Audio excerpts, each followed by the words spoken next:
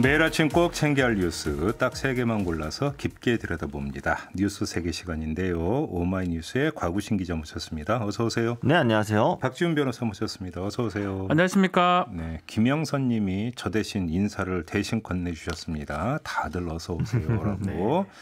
네, 어서 오시기 바랍니다. 감사합니다. 함께해 주시기 부탁드리고요. 유튜브에서 김종배의 시선집중 함께할 수도 있습니다. 자, 10번째 뉴스 가보죠. 네, 정부가 한국토지주택공사 LH 직원들의 신도시 예정부지 투기 의혹과 관련해서 재차 사과했습니다. 특히 홍남기 부총리 겸 기획재정부 장관은 정부 서울청사에서 변창흠 국토교통부 장관, 구윤철 국무조정실장 그리고 김대지 국세청장 등과 함께 카메라 앞에서 고개를 숙였는데요. 이들의 당초 예정된 부동산 시장 관계장 간 회의를 당겨서 일요일에 열고 4대 부동산 시장 교란 행위에 대해 챙긴 부당이득을 3배에서 최대 5배까지 환수하겠다라고 밝혔습니다. 또한 부동산 투기가 만약 사실로 확인이 될 경우 구속수사 의뢰는 물론 파면 징계 등 무관용 원칙을 강조했는데요. 토지개발 주택업무 관련 부처나 기관의 해당 직원들은 원칙적으로 이 토지거래를 제한하고 불가피한 토지거래의 경우 의무적으로 신고하게 하는 재발 방지책도 내놓았습니다. 다만 이제 이사 대책 등 기존에 발표했던 주택공급 대책은 일정대로 계속 추진하겠다 이런 뜻을 밝혔는데요. 홍남기 부총리는 부동산 정책의 기본 원칙과 방향 그리고 세부 대책은 흔들림 없이 일관되게 지키고 실행할 것이라고 이야기했습니다. 이사 대책이 이제 신뢰의 대상이 되는 거냐? 네. 사실은 여기서부터 이제 이야기가 좀 시작이 돼야 되는 부분인데 이제 정부는 사실 그렇다고 이거를 뭐 지금 변경할 수도 없는 거 아니겠습니까? 그렇죠. 해야 되겠죠. 일단 그대로 가야 되는 부분이고요. 문제는 여기에 알받겠다는 인간들이 있다면 다 속아내야 되는 작업들이 이제 반드시 있어야 되는 거고요. 또 그거 이거와는 별도로 공무원이든 공공기관 직원이든 어떻게든지 간에 만약에 투기성 행위가 있었다면 전수조사를 통해서 한 명도 빠짐없이 전부 다 걸러내야 된다. 네. 그다음에 단죄해야 된다. 뭐 여기는 이견이 없을 것 그렇죠. 같습니다. 이건 뭐 근데 사실 조금 문제점들이 있긴 해요. 뭐 이렇게 부당이득 환수라든지 뭐 구속이라든지 등등 법이 또 있어야 되는 거거든요. 소급 부분에 대해서도 좀 봐야 될 것 같고. 그렇죠. 차후에 또 어떻게 대처할지. 이른바 자본시장법상의 3배 이상의 벌금이나 그거를 해버립니다.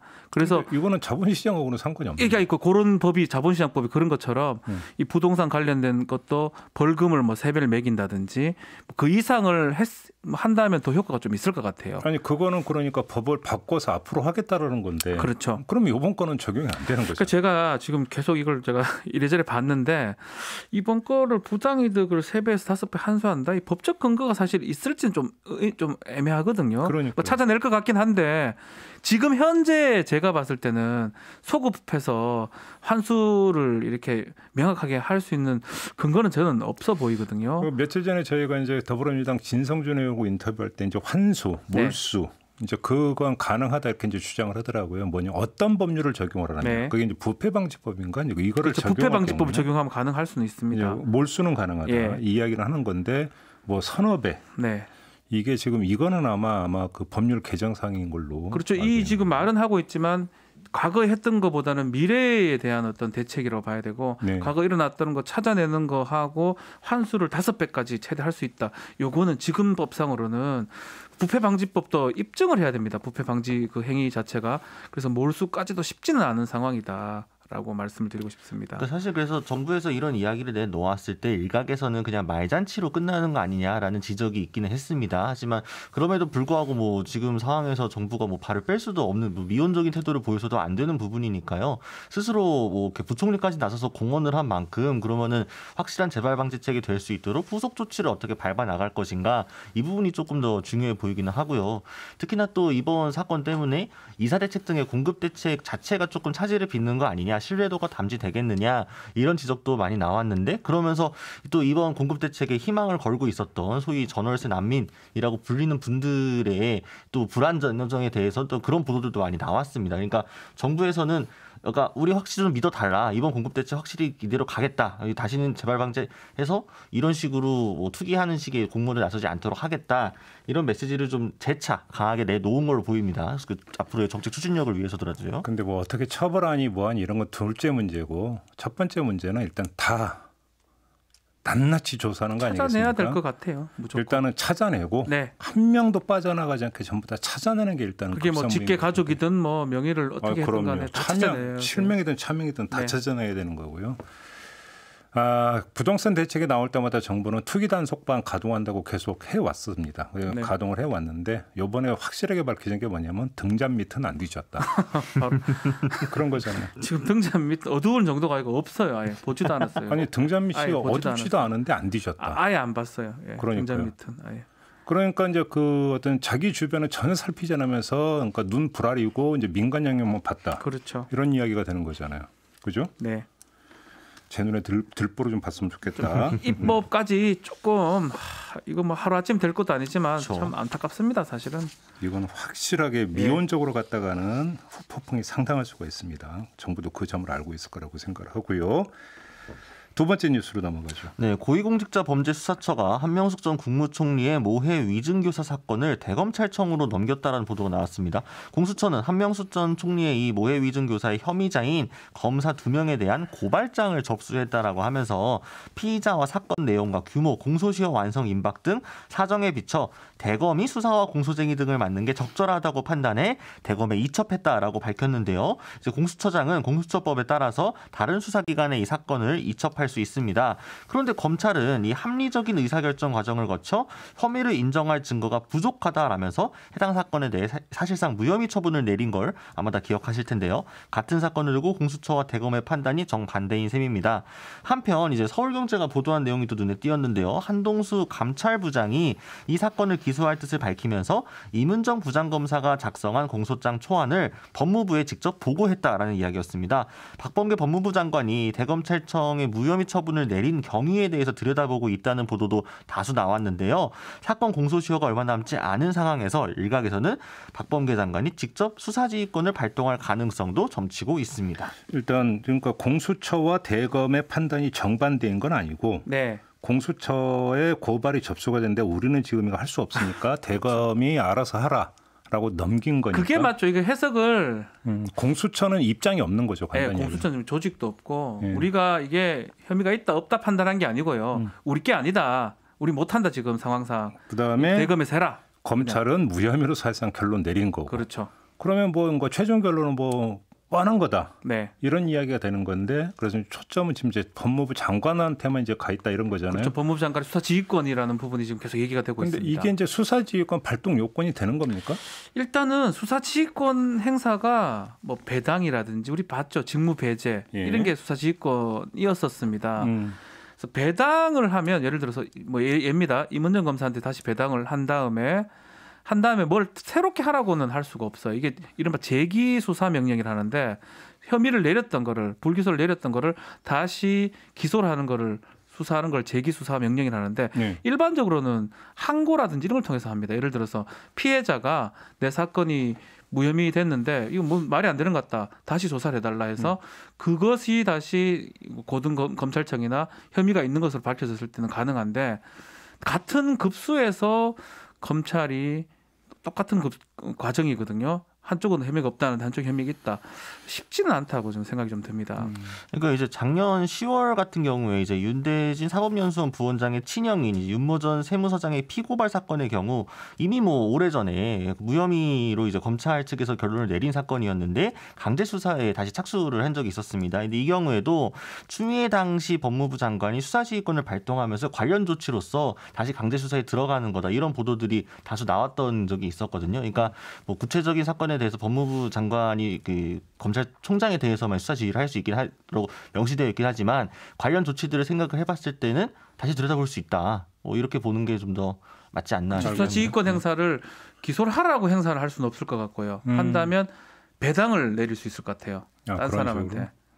그 정도는 가능하지 이게 기소를 하라 말라 이렇게까지는 아니 근데 지금 그 구체적인 사건에 대해서는 법무부 장관이 검찰총장만을 지금 지휘하게 돼 있기 때문에 그렇죠. 검찰총장 조남관 지금 차장 대행인데 네. 검찰 차장 대행한테 이 사건을 배당을 딴 사람한테 하라. 뭐 이 정도는 가능할 것 같아요. 아 그게 그렇게 그거는 또 검찰총장의 사항 아닙니까? 권한 사항이? 그렇긴 하죠 또. 네. 아무튼 뭐 그 전례가 있다고 하니까 그렇게 되는데 네. 설령 수사지휘권을 발동을 했다고 하더라도 시간이 있습니까? 22일까지거든요. 한 건은 아예 공소시효가 지났고요. 예. 3월 22일까지니까 만약에 이거 다 가정입니다. 이거 제가 막 가정인데 임은정 그 검사가 예. 다 확보를 해놓고 있는데 감찰상과장이 가져가서 이렇게 했다면 가능성이 있어요. 예. 그게 아니고 확보한 게 없는데 그 과정에 무혐의 처분이 있다 그러면 물리적으로 조금 어렵습니다. 그러니까요. 그러니까 상당히 수사지휘권을 설령 발동을 한다 손 치더라도 예. 그러면 다시 어떤 수사를 해서 결론을 내릴 충분한 시간적 여유가 되느냐. 없다고 봐야 될 것 같아요. 그러니까요. 네. 또 이런 문제가 있게 되겠죠.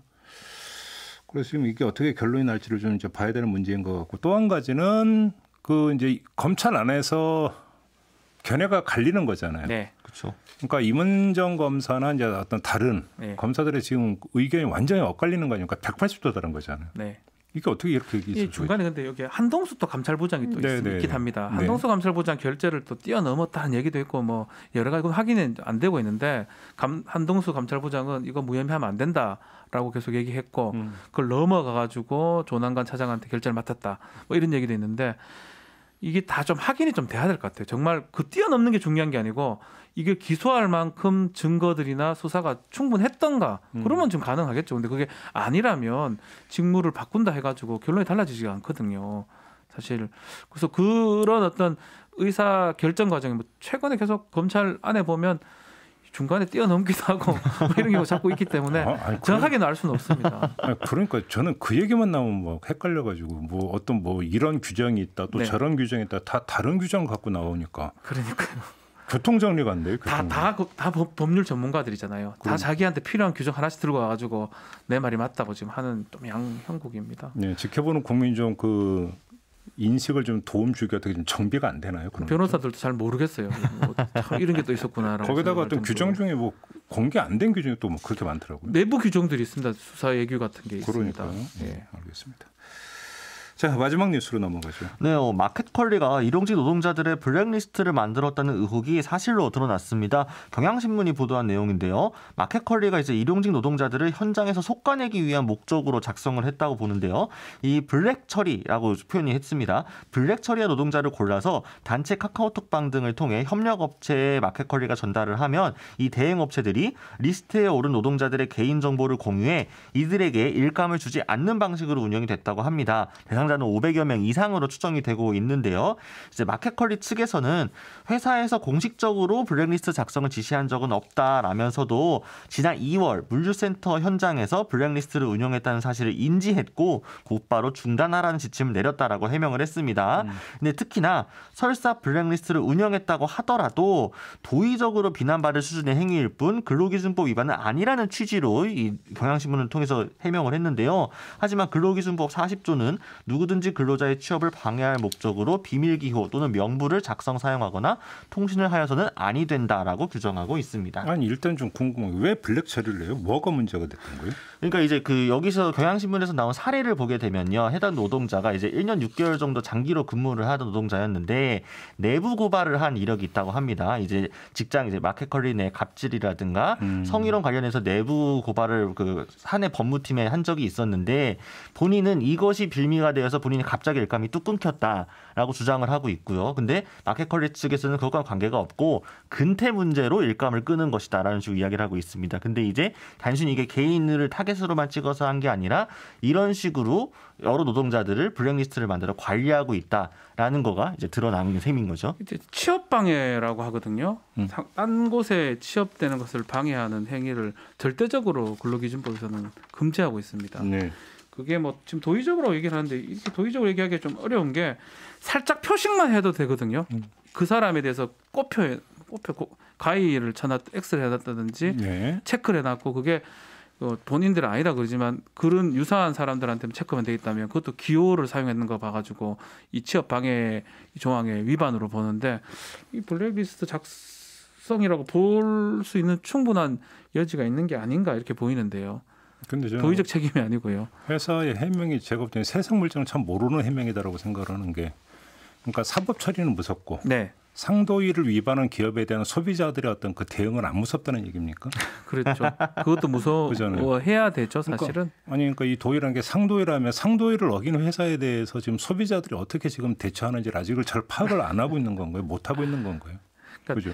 우리 소비자들 입장에서는 사회적 기업, 사회적으로 정상적으로 잘 할 수 있는 그런 기업들을 우리가 좋아하고 이용하는 거지, 사회적으로도 비난받고 잘못하는 부도덕한 기업들을 좋아할 리는 없는 거거든요. 지금 이 해명도 웃긴 거예요. 그러니까요. 법적으로는 괜찮지만. 그다음에 이거는 이제 100번 양보해서 회사 주장을 그대로 액면 그대로 받았을 때 이야기고, 블랙리스트가 대한민국에서 어떤 식으로 이게 사업 처리됐는지도 모르나요?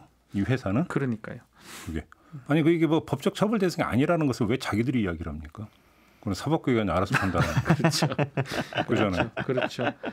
이 마켓컬리가 이제 식료품 배달해주는 판매하는 업체인 거잖아요. 그러니까 소위 말해서 밥을 파는 곳인데, 이게 누군가에게 따뜻한 밥 한 끼가 될 수 있는 그 물건을 팔면서 또 그 노동자들의 이거를 블랙리스트를 처리를 해가지고 한다고 하는 게 참 굉장히 이율배반적이라는 생각이 많이 들고요. 그리고 실제로 이 보도가 나가고 나서 마켓컬리를 이제 탈퇴하겠다라고 이야기를 하거나 이제 실제로 앱을 삭제하는 등의 소비자들이 다수 지금 보이고 있고, 뭐 이제 SNS 등에서 그런 운동까지는 아니지만 제가 검색을 좀 해보니까 많이 보이더라고요. 그러니까 마켓컬리 측에서는 단순히 이것을 뭐 자신들의 실수라든가 이미지 타격 정도로만 볼 것이 아니라 사실은 심대하게 노동자들의 권리를 침해한 문제이기 때문에 그 500여 명 그렇죠. 가까운 사람들 리스트를 만들어가지고 이 사람들 일감 주지 마라고 했는데, 자신들은 관여한 바가 없다라고 하지만 이게 본사에 그런 거 없이 그러면 밑에서 알아서 기었다라는 이야기인지, 그럼 그거는 왜 진작에 알고 관리 감독하지 못했는지, 좀 여러모로 그 사건 자체도 충격적일 뿐더러 보도 내에 나와 있는 마켓컬리 내 해명도 법을 위반한 건 아니고 도의적으로만 좀 문제다, 이런 식으로 이야기하는 게 맞지 않죠. 알겠습니다. 근로기준법에 처벌이 그래 높진 않아요. 가장 높은 게 5년 이하의 징역 5천만 원의 벌금인데 이겁니다. 하지 말라는 거예요. 이 근로기준법 사실은 크게 처벌하지 않거든요. 회사를 처벌하기도 하고 통상. 근데 이건 정말 하지 말라는 겁니다. 3890님이 네. 마켓컬리 소비자인데 매우 실망스럽습니다. 이런 좀 문자를 보내주셨네요. 자, 뉴스 세계 이렇게 마무리하겠습니다. 박지훈 변호사, 곽우신 기자와 함께했습니다. 고맙습니다. 감사합니다.